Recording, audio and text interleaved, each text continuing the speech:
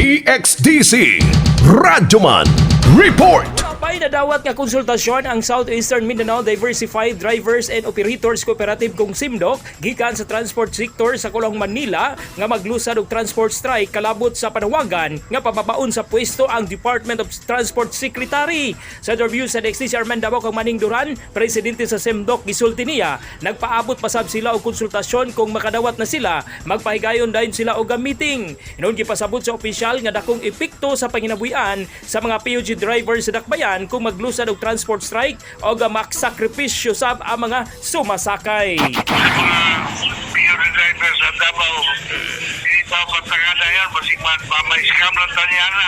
Kung doon naman tayo apilan nga kampanya, labi na kapahin sa ato pag-ekonomiya ang mga dito, hindi kita masama-sama apilay.